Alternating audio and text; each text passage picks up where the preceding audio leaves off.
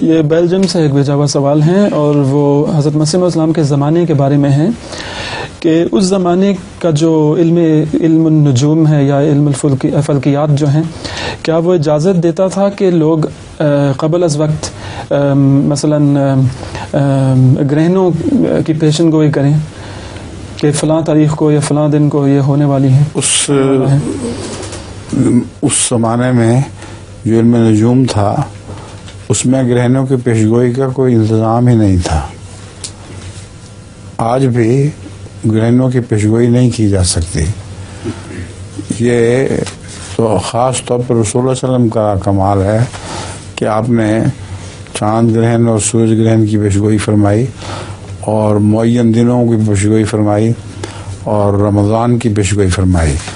یہ چیز ستارے دیکھ کر نہیں فرمائی بلکہ اللہ تعالیٰ کے علم عطا کرنے پر فرمائی تھی. جہاں تک نجوم کا تعلق ہے اس سے ستاروں اس سے گردش سے آئندہ کی پیشگوئیاں کرنا یہ جائز ہی نہیں ہے. جو ایسی بات کرتا ہے وہ اس پر لعنت ہے. اللہ تعالیٰ کی طرف سے غیب کی خبریں ملتی ہیں، ستاروں کے علم سے نہیں ملتی ہیں. اچھا، اس لطیفہ ہے کہ بجلی کی دکان میں ایک صاحب غصے سے داخل ہوئے اور کاؤنٹر پر پہنچتے ہی چلانے لگے کہ کیا میں کل صبح یہ کہہ کر نہیں گیا تھا کہ ہمارے گھر کی گھنٹی خراب ہے اور اسے فوراً ٹھیک کر دو؟